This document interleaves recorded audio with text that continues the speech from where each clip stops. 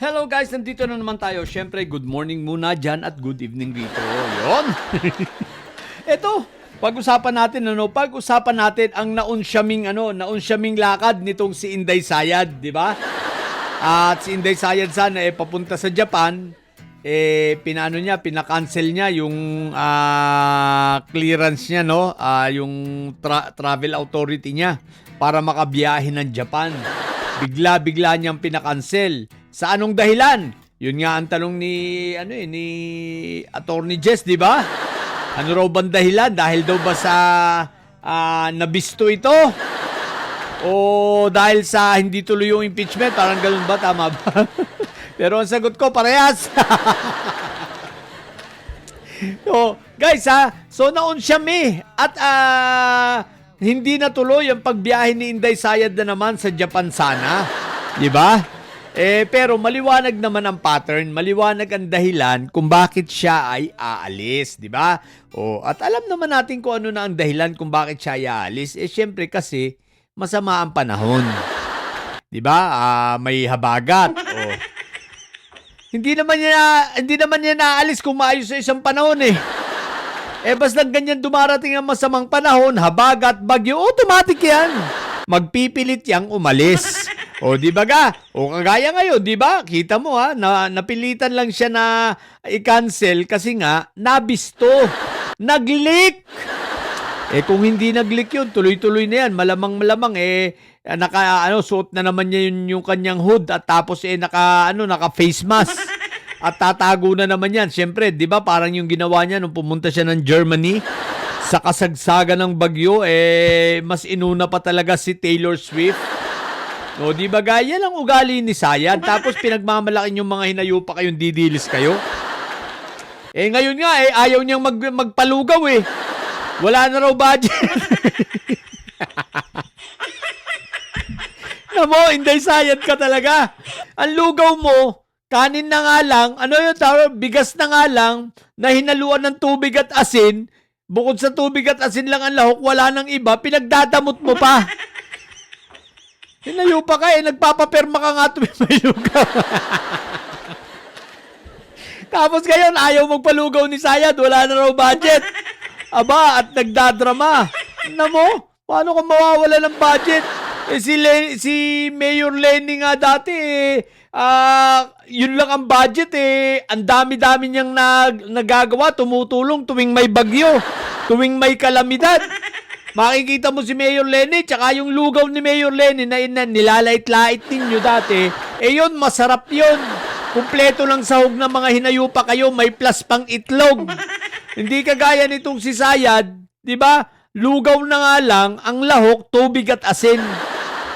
Nanyo? Sinday Sayad din yung siraulo. Nag-cancel ng pagbiyahe ng Japan. Kasi nabisto. Ang pangalawa, nung ikinancel na hindi na itinuloy ang biyahe ng Japan, ano kaya yun, nirebook? Teka lang ano kaya yun, nirebook na lang? Malamang sayang din ang pamasaya. Sa bagay, maning-mani kay Inday Sayad yun, daming pera niya hinayupak niya Anyway guys, so ang pangalawa, dahilan, syempre, alam niya na wala ngayong impeachment trial. Diba? Canceled. so hindi bumiyahe si Inday Sayad at nag-iisip na teka, buti na-cancel naman kakausapin ko muna itong hinayupak na itong si Gina, no? At ako hindi na may damay. Sabi siguro ni Sayad, mukhang sablay itong mga abogado ko, hindi tinuruan na mabuti mali ang briefing Pero Inday Sayad, wag ka mo naman kagalitan si Acosta kasi nagpilit naman yung tao kami nga di ba? Kahit asar kami diyan kay Acosta na unawaan namin Di ba? Na talagang sinusunod niya yung script ninyo, sinusunod niya yung plano. Kaya lang nabukilya nga lang ni Senator Erwin. Kaya wag mo lang kagalitan si Gina, kawawa naman yan high blood na naman. Pag yan hospital na naman. Inday Sayad, kitang-kita naman namin na si Gina Acosta ay nagpilit. Diba? Nagkunwari nga siyang tanga Nagkunwari nga siyang hindi marunong magtagalog at mag-English. Oh, tapos di ba, bago na bisto yun, ang tagal-tagal na, kakailang oras na yata, siguro, at least 1 hour na yata, bago na bisto yun. Di ba? Ang galing na nga niya magdrama, tanga-tangahan Di ba? Para dahil sumusunod siya sa script nyo. Di ba, tanga-tangahan, kunwari tapos dinidelay pa. Yung mga tanong ayaw niya na magdodoble-doble, tapos ipapatagalog pa, ipapatranslate pa. Tapos sasagot ng Bisaya, tapos kunwari talagang hindi siya nakakaintindi. O di ba? So sumusunod naman siya Inday Sayad, kaya wag mo nang kagalitan. Wag ka na masyadong ma-high blood kay Gina Acosta. Ganun talaga yun. Wala yung pala marunong, expert pala sa Tagalog at sa English. Kaya lang kasi, dahil nga natakot siyang mapatulpo, ayun, idinamay ka. Di ba? So, lang yun, kahit naman anong gawin mo Inday Sayad, doon naman talaga ang punta nun. Maliwanag naman na talaga namang kahit pa ikot-ikutin pa, ikaw naman talaga ang pinagmulan yan. Yung confidential funds na yan, hindi yan lalabas nang walang approval mo. Yung confidential funds na yan, hindi yan ma-encash nang walang approval mo. Higit sa lahat, hindi yan ma-i-distribute o kung saan yan madadala kung hindi, iniutos mo. Ikaw ang may instruction ng lahat, maliwanag yan. Diba? So kaya si Acosta pabayaan mo na lang. Tapos abangan mo na lang siya pag-witness uli sa Monday. Malay mo, may ibulgar pang kakaiba. Di ba ga? Kaya matanda na yan Di ba, wag mo nang batuhin ng laptop. Anyway, duda ko baka si Inday Sayad nakikiramdam lang ito. Baka malay mo, Biyernes biglang bumiyahe. Di ba? Hindi ko pa nakakausap ang puting kabayo. Kung ano ang masasabi niya at ano ang plano ni Sayad. Malay natin at yan ay nagpaplano pala na anytime before or on Friday biglang sisibat. Bakit ka mo?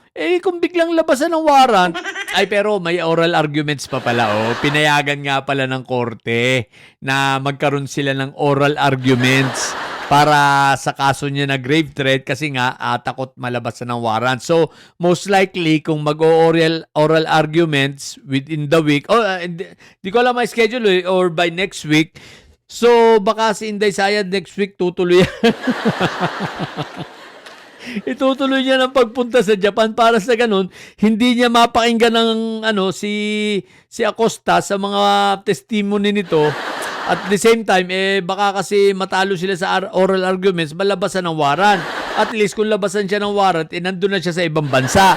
Pero Inday Sayad, kahit naman nasa ibang bansa, ano lang naman yan, grave threat, kahit babalik ka rin.